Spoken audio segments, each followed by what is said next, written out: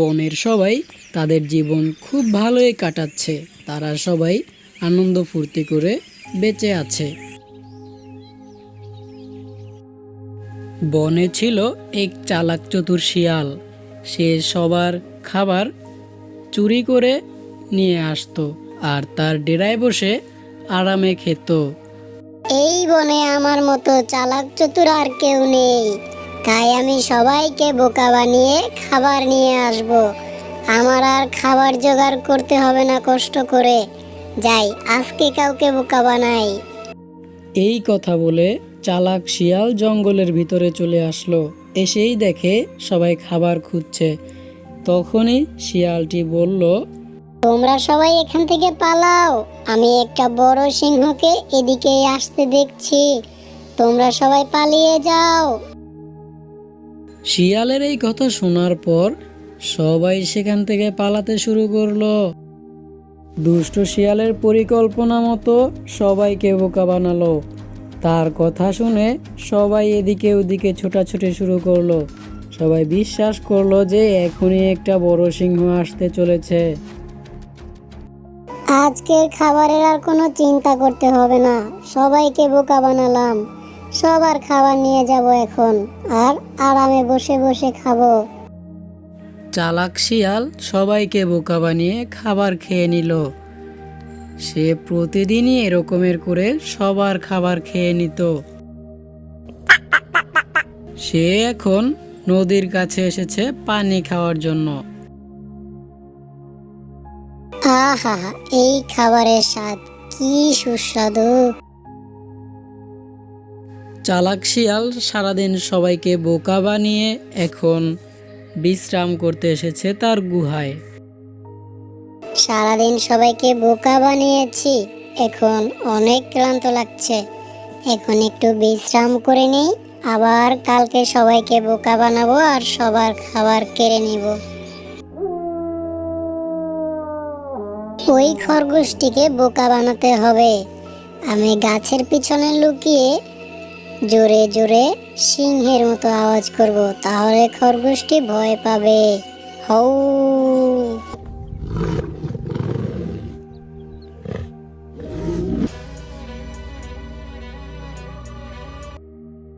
কি যেন একটা ডাকলো মনে হয়, আমি শুনতে পেলাম। ওটা কি আমার মনের ভুল ছিল? হয়তোবা আমার মনের ভুলই ছিল। শিয়ালটা ভয় দেখানোর জন্য আবারও জোরে জোরে ডাকতে থাকে। এটা তো সিংহের শব্দই। বাবারে, আমি পালাই পালাই, আমি বেঁচে থাকতে চাই। এটা যে সিংহের ডাক নয়, শিয়াল ডাকছে সেটা বুঝতে না পেরে খরগোশটি এদিকে ওদিকে ছুটতে শুরু করলো। সে তার বাসা ছেড়ে অনেক দূরে চলে গেল। হাউ মাউ, আবারও খরগোশকে বোকা বানালাম। কি মজা লাগছে। আমি খুব সহজেই সবাইকে বোকা বানিয়ে তাদের খাবারগুলো নিয়ে যেতে পারি। আমার আর পরিশ্রম করতে হয় না। চালাক শিয়ালটি বুঝতে পারেনি শিকারীদের চালাকি।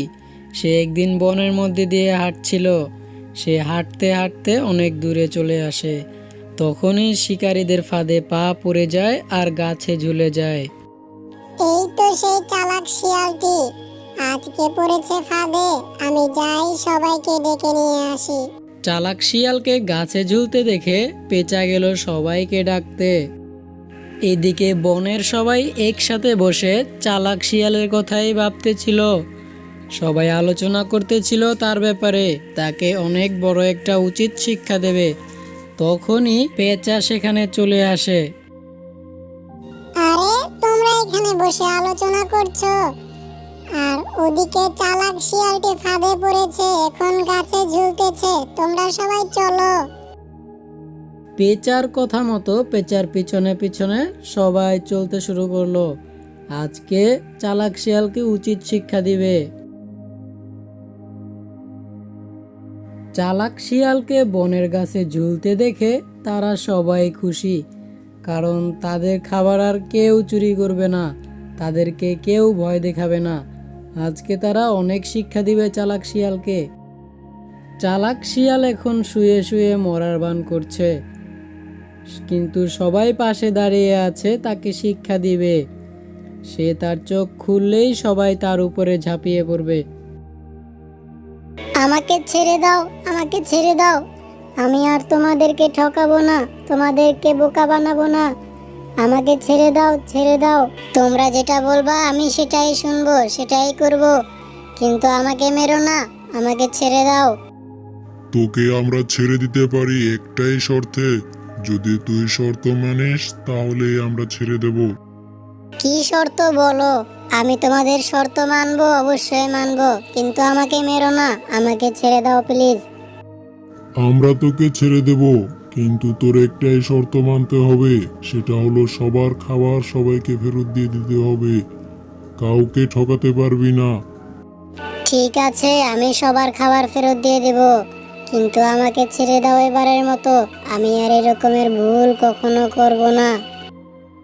তারপর চালাক শিয়াল সেখান থেকে চলে আসে আর নিজের ভুল বুঝতে পেরেছে। এবার সে এখন নিজের শিকার নিজেই করে খাবে। চালাক শিয়াল এখন কাউকেই বোকা বানায় না, সে নিজের খাবার নিজেই সংগ্রহ করে।